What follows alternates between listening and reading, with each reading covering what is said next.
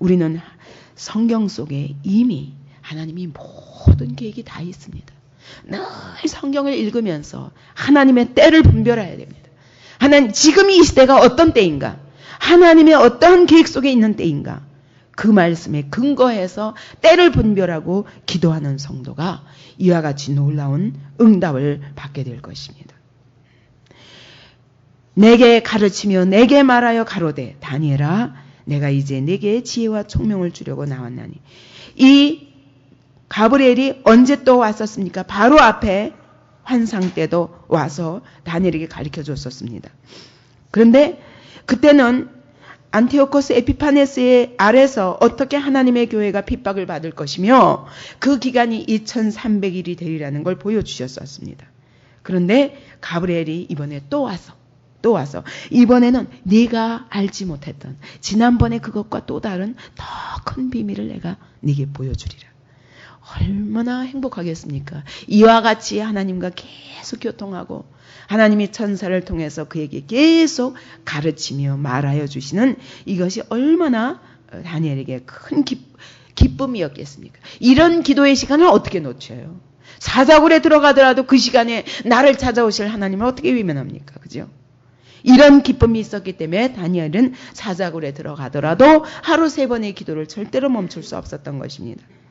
다니엘아 내가 이제 내게 지혜와 총명을 주려고 왔다. 앞에 지혜와 총명보다 더 큰 지혜와 총명을 주려고 내가 내게 왔다. 이번에 너에게 알려줄 것은 역사 끝에 대한 이야기다 라면서 말씀하시는 겁니다. 그것을 다니엘에게 알려주시기 위해서 곧 네가 기도를 시작할 즈음에 명령이 내렸으므로 이미 기도가 시작될 때 하나님의 명령이 내렸어요. 빨리 다니엘에게 가서 알려주어라. 이제 내게 구하러 왔느니라. 너는 크게 은총을 입은 자라. 이 똑같은 이야기를 하나님이 가브리엘을 통해서 마리아에게 오셔서 또 말씀하십니다. 큰 은총을 받은 자여, 은총을 입은 마리아여 이렇게 말씀하십니다. 그러면서 가르쳐 주신 게 뭐예요? 내가 아들을 낳으리니 그 이름을 예수라 하라. 지극히 높으신 자가 너에게 임할 것이라고 가르쳐 주십니다. 마찬가지로 오늘 은총을 입었다고 이렇게 말하는 것은 다니엘에게 뭘 보여주실 것을 의미합니까? 이후로 오실 예수 그리스도의 임하심을 가르쳐 주실 때에 천사는 와서 크게 은총을 받은 자요. 여러분 예수 그리스도에 대한 비밀을 알게 되는 것은 큰 은총입니다. 그러면서 오셔서 그분이 모든 그 앞으로의 일을 알려주십니다. 하나님은 이와 같이 자기가 사랑, 은총이라는 건 곧 하나님의 사랑입니다. 하나님의 큰 사랑을 입은 자요. 이렇게 말씀하는 겁니다. 하나님은 그의 비밀을 이와 같이 사랑하는 제자에게 알려주시기를 원합니다. 사도 요한에게 그리스도의 가슴에 있었던 모든 사도 요한은 늘 주님의 품에 안겼어요. 12제자가 있지만 늘 주님 품에 안겨가지고 떡 들어 누워가지고 얼마나 하나님의 사랑을 의지하는 자입니까? 그런 제자에게 12제자 중에 누구에게도 안 보여주신 계시록의 비밀을 가르쳐 주십니다. 아브라함에게 찾아오셔서 하나님이 나야 하려는 것을 네게 감추겠느냐? 내가 아브라함에게 감추겠냐? 그러면서 소돔과 고모라의 심판을 알려주셨던 것처럼 오늘도 하나님을 사랑하고 또 하나님이 크게 사랑하시는 자에게 이 비밀을 가르쳐 주신다는 거예요. 여러분 정말 그리스도를 아는 것이 영생이라. 그죠? 그리스도를 아는 것이 영생이라. 그리스도에 대해서 그 큰 사랑에 대해서 더 깊이 알면 알수록 이것은 하나님의 크신 은총을 입은 자입니다. 그 알기를 사모하시기 바랍니다. 다니엘이 이렇게 사모했던 것처럼 하나님의 교회를 위해서 하나님의 성전을 위해 이와 같이 사모한 자에게 보여주시는 것처럼 오늘도 하나님의 교회와 하나님의 나라를 이와 같이 사모하는 자에게 보여주실 것입니다. 24절에 내 백성과 내 거룩한 성을 위하여 70일을 기한으로 정하였다고 말씀하십니다. 이게 70일에가 매우 논란이 많은 그런 말씀입니다. 70일에가 몇 년부터 몇 년까지냐 그런 것 때문에 많은 논란이 있지만 그러나 그 숫자 자체가 크게 중요하지 않다고 생각합니다. 왜 70일에로 내 백성과 내 거룩한 성을 위하여 70일에로 기한을 정하였으며, 근데 그 70일에가 어느 기한이냐면 허물이 마치며 죄가 끝나며 죄악이 영속되며, 영속은 대속되는 것을 말합니다. 그리고 영원한 의가 드러나며 이상과 예언이 응하며 또 지극히 거룩한 자가 기름 부음을 받으리라. 이때가 언제입니까? 이때가 언제? 예? 죄가 끝나는 때가 언제입니까? 지극히 거룩한 자가 기름 부음을 받고 이 땅에 왕으로 오실 때, 그때 죄가 끝납니다. 왜? 그를 통해서 죄악이 대속될 것이기 때문에. 그리고 영원한 의가 드러날 것이다. 하나님의 의가 드러날 것이다. 그것을 통해서 우리를 구원하시리라. 우리에게는 의가 없기 때문에 하나님의 의이신 예수 그리스도의 나타나심을 통하여 온 하나님의 백성들이 구원을 얻게 되리라. 지금 무엇을 앞두고? 바벨론의 포로에서 해방되는 것을 앞두고 어디까지 보여주신 겁니까? 이 포로에서 해방되는 것은 586년 정도거든요. 그런데 그때로부터 하나님은 그 정도를 가르쳐 주시는 게 아니라 다니엘에게 어디까지? 예수 그리스도의 오심까지. BC 4년경부터 AD 30년 가까이까지 보여주시는 거예요. 그때에 죄가 끝나게 될 것이다. 그때에 영원한 의가 드러날 것이다. 그는 지극히 거룩하신 자인데 기름 부음을 받고 이 땅에 오시리라. 이걸 가르쳐 주시는 겁니다. 그런데 왜 70일입니까? 70일이면 어떻게 돼요? 1회가 무엇입니까? 7일. 네, 7일이 1회입니다. 70일이면 70 곱하기 7 하면 491이거나 490년이거나 그죠? 그럴 거 아닙니까? 근데 490년과 이 시간은 너무 거리가 멉니다. 그죠? 490년 만에 예수께서 오신다 그러면 예수님이 BC 100년경에 오셔야만 됐거든요. 그러면 이게 뭐냐? 이것 때문에 논란이 많은 것입니다. 그런데 하나님이 근본적으로 보여주시고 싶으신 것은 바벨론의 포로 기간이 몇 년이었습니까? 70년이었습니다. 70년 동안 예루살렘 성전이, 예루살렘 땅이 어떻게 했어요? 70년 동안. 완전히 놀아버렸어요. 안식년이나 마찬가지예요. 그런데 하나님의 말씀에 의해서 이스라엘 백성이 순종함으로 지낸 안식년이 아니라 그들이 순종하지 않음으로 인하여 그 땅을 완전히 버려둔 채로 이방 땅에 가서 포로되어서 그 땅이 쉬게 되는 횟수가 70년이었던 거예요. 그래서 이 70이라는 숫자가 하나님의 계획이 있는 것입니다. 하나님이 우리에게 시사하시고자 하는 것이 있는 것입니다. 이 70년 동안 바벨론의 포로가 되어서 너희가 안식년을 했지만, 그러나 예수 그리스도가 오셔서 그가 회복시키실 그날은, 그래서 그들이 안식하게 될, 바벨론의 포로에서 돌아와서 예수 그리스도를 통한 완전한 안식이 이룰 때까지 70년에 7번 반복될 만큼 그 시간이 길 것을 보여주시는 겁니다. 너희는 70년 동안 포로 생활을 했지만 이후에 예수 그리스도께서 오셔서 완전히 이 약속을 이루실 때까지 70 곱하기 7 더 길게 하나님이 축복하실 것을 보여주시는 것입니다. 그러면서 너희가 70년 동안 이 땅을 잃었지만 그 땅이 영원히 보존될 것에 대해서 이게 포로 귀환 정도가 아니라 하나님은 영원한 나라를 누구를 통해서? 예수 그리스도를 통해서 완전한 회복이 이루어지기를 약속하시는 것입니다. 그러므로 너는 깨달아 알지니라 예루살렘을 중건하라는 영이 날 때부터 기름 부음을 받은 자 곧 왕이 일어나기까지 7일에와 62일에가 지날 것이요. 이제 이것이 매우 이제 어떻게 7일에는 뭐며 62일에는 뭐며 한 일에는 뭔가 70일에를 갖다가 7일에 그 다음에 62일에 그리고 한 일에로 세 가지로 나눈 것입니다. 그러면 7일에는 뭐며 62일에는 뭐며 한 일에는 뭐냐, 이것이 신학적으로 논란이 많은 부분입니다. 근데 언제가 7일에냐면 예루살렘을 중건하라는 영이 날 때부터 70일에는 기름 부음을 받은 자가 그 왕이 일어날 때까지를 70일에로 보는데, 자, 첫째는 한 기간이 뭐냐? 예루살렘을 중건하라는 영이 언제 났냐면 고레스 때 났거든요. 그때로부터 49년 후에 성읍을 건축하게 된다는 거죠. 근데 이것이 고레스 때부터 이야기하면은 횟수가 잘 맞지 않습니다.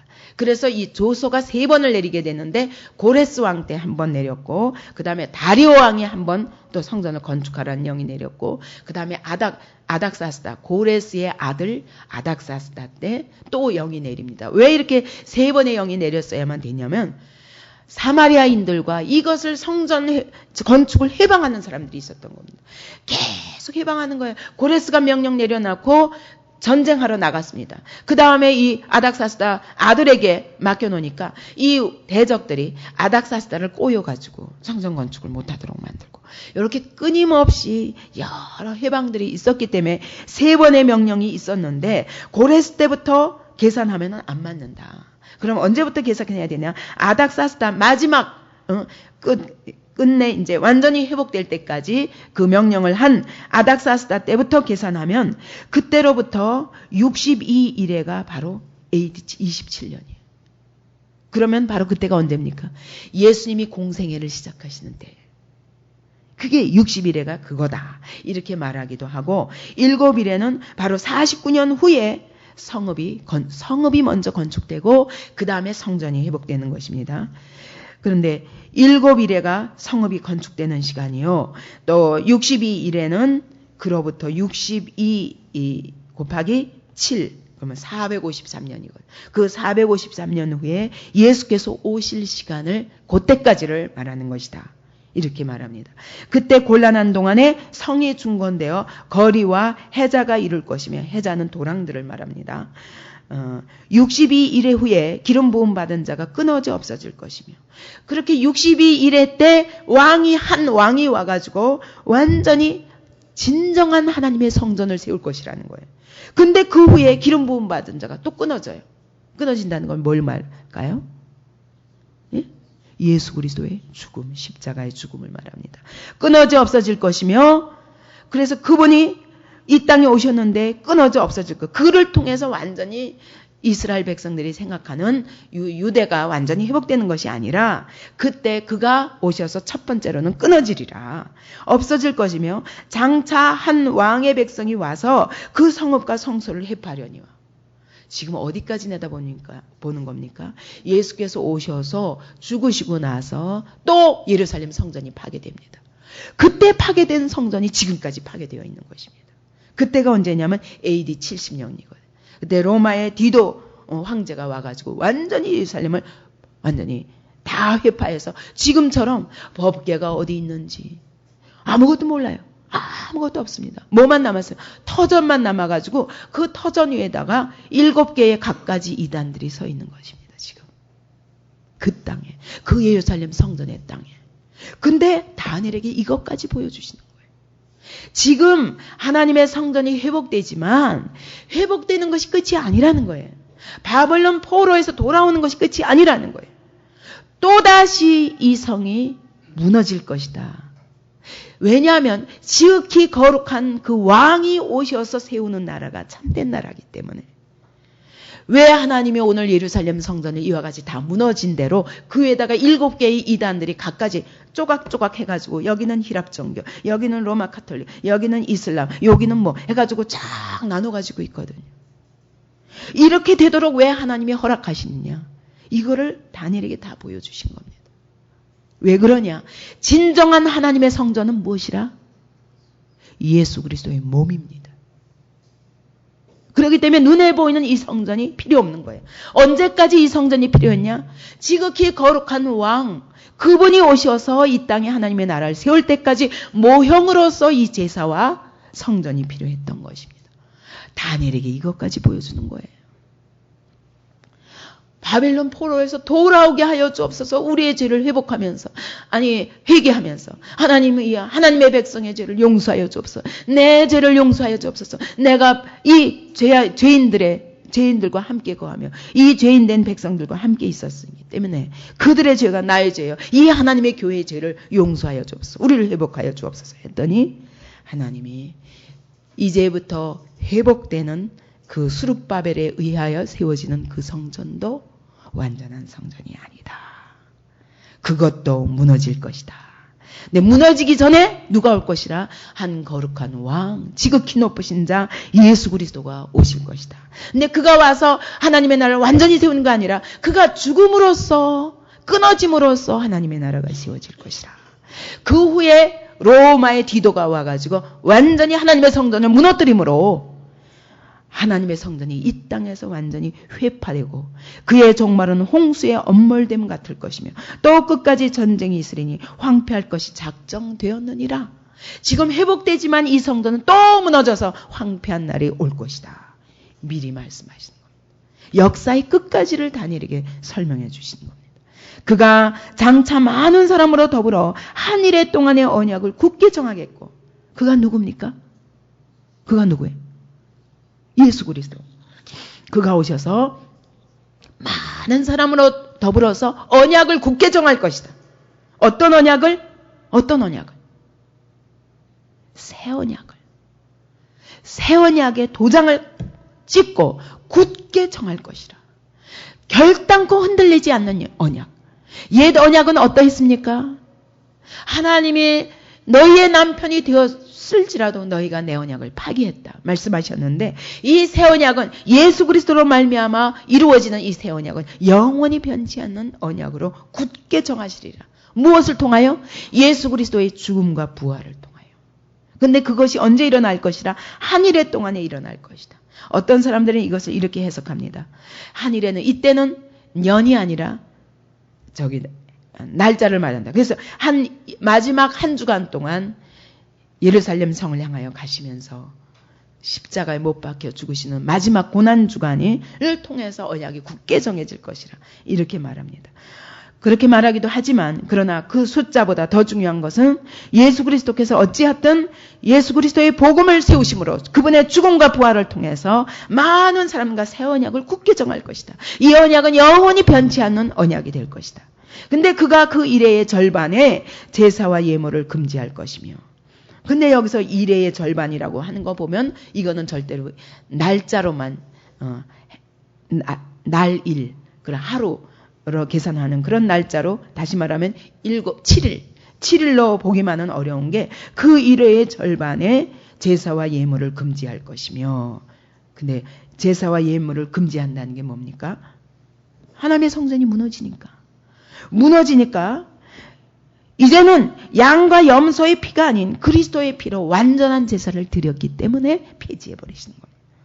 또 잠포하여 미운 물건이 날개를 의지하여 설 것이며, 이것이 무엇을 말합니까? 그 위에 예루살렘 성전에 또 미운 물건이, 우상이 서게 되고 하나님의 성전이 결국은 회파될 것이며, 이미 정한 종말까지 진노가 황폐케 하는 자에게 쏟아지리라. 하나님의 정하신 때까지 하나님의 진노가 이와 같이 하나님의 성전을 황폐케 하는 자들에게 쏟아지리라. 그러나 하나님은 성전을 무너뜨릴 것이요, 황폐케 하실 것이요, 하나님의 제사를 무너뜨릴 것이다. 왜? 그가 지극히 거룩하신 그 왕이 오셔서 완전한 제사를 단번에 드려주셨기 때문에 이제는 모세의 질서가 다, 모세에 의해서 세워진 제사는 다 없어지고 예수 그리스도를 통해서 세워지는 완전한 제사를 통해서 이제는 더 이상 성전이 필요 없다. 무엇을 통해서? 진정한 성전은 무엇이라고? 예수님이 말씀하시기를 이 성전을 헐라 내가 사흘 만에 다시 지으리라. 그것 때문에 예수님을 성전 모독죄로 잡아넣어서 죽였지 않습니까? 그러나 예수님은 그것을 무엇을 말하시는 겁니까? 응? 나를 죽여라. 내 몸을 찢어라. 이것이 바로 내 몸이 성전이다 하는 말씀입니다. 그러므로 예수 그리스도께서 진정한 성전이 되셔서 죽으시고 사흘 만에 부활하심으로 완전히 성전이 다시 세워진 것입니다. 이제는 성전이 무엇입니까? 부활하신 주님이 곧 성전입니다. 그러므로 부활하신 주님을 내 몸에 모심으로 내 몸이 곧 또 성전이 됩니다. 그런데 눈에 보이는 그 예루살렘 땅에 그 성전이 필요합니까? 오히려 예루살렘 성전이 회파됨으로 인해서 예루살렘은, 이스라엘은 완전히 아직까지 안 믿어요. 메시아 오시기를 기다리고 있습니다. 그러나 그런 동안에 하나님은 온 이방 땅에 복음이 돌게 하셔서 오늘 우리에게까지 이 복음이 왔고, 오늘 이 성전이 예루살렘 땅에가 아니라 하나님은 예루살렘 땅에 성전 세우기를 원한 게 아니에요. 그거는 샘플이었습니다. 이제는 그분이 오실 때까지 샘플이었습니다. 이제 그분이 오셨기 때문에 그 땅의 성전 다 회파되고 이방인들이 차지해도 괜찮아요. 그러나 마지막 날 그분이 그곳에 임하실 것입니다. 예루살렘에 주님이 다시 오시리라고 말씀하십니다. 그때 온 세계에 있는 하나님을 영접한 그 마음, 심령들이 다 하나님의 성전이기 때문에 다 같이 부활할 것이요. 하나님의 메시아 나라가, 메시아의 왕국이 이루어질 것입니다. 그러므로 오늘 우리가 바라봐야 할 성전은 무엇입니까? 예수 그리스도, 부활하신 그리스도께서 내 안에 들어오셔서 내 몸 안에 거하시며 그분이 나의 몸을 성전 삼아 내 안에서 나를 통해 내 안에서 제사가 드려지고 내 삶과 인격 속에서 그리스도를 찬양함으로 진정한 제사를 드리는 그런 예배가 이루어질 것을 그분이 요구하시는 것입니다. 그러므로 이 땅의 성전은 회복되더라도 또 무너질 것이요. 지극히 거룩하신 왕 그분이 오실 것을 기다리라. 그분이 너희를 위하여 완전한 제사를 드려주심으로 더 이상 이와 같은 동물의 피로 드리는 제사는 필요 없다. 여기까지 보여주신 겁니다. 오늘 우리가 어떤 시대에 살고 있습니까? 이 시대에 살고 있는 겁니다. 이 시대. 그러면 전 3년 반 동안 주님이 이 일을 다 이루셨다면 후 3년 반이 뭐냐? 교회 시대인 거예요. 이 시대인 거예요. 그러니까 후 3년 반이 끝나면 뭐예요? 이제는 주님이 오시는 그날이 오는 것입니다. 우리는 어느 시대에 살고 있냐? 후 3년 반 시대에 살고 있는 것입니다. 이것이 다니엘에게 보여주신 것인데 다니엘이 지금으로부터 2700년 전에 살던 다니엘에게 하나님이 오늘 우리에게 임한 이 모든 일들을 보여주시고 그 역사를 그대로 진행하신 것입니다. 그렇다면 오늘 우리가 가진 이 복음이 얼마나 놀라운 것이며 여러분 이것이 다니엘에게 2700년 전에 보여주셨다면 그분이 계획하신 것은 그보다 훨씬 전 만세 전부터 계획하신 그 일을 역사의 끝에 지금 와 있습니다. 그 계획하신 일을 이루어 가시는 그 맨 마지막 시점에 우리가 와 있습니다. 이제는 우리가 내 몸을 그분에게 성전으로 드려서 그분이 내 안에서 마음껏 일하시면서 이제는 그 그리스도의 나라를 확장시키며 우리의 발걸음과 우리의 인격과 우리의 입술을 통해서 하나님의 나라를 확장하며 이제 주님이 다시 오실 그날을 바라보는 시간만 우리에게 남아 있습니다. 그러므로 우리 개인이 이 땅에서 어떻게 잘 먹고 잘 살고 잘 자고 몸이 편하고 이게 인생의 목적이 아니라고. 그런 사람은 지금 죽어도 괜찮습니다. 구원받았습니다. 아직 우리가 살아있는 이유는 이 하나님의 나라를 확장하는 일에 우리의 몸을 쓰기 위해서 남아있는 것입니다. 그러므로 우리의 개인 목표를 다시 세우시기 바랍니다. 정말 이 나라를 위하여 하나님 제가 어떻게 쓰임받기를 원합니다. 내 몸이 하나님의 성전입니다. 이 몸을 거룩하게 드리고 거룩한 산제사처럼 우리의 하루하루를 드리기 바랍니다.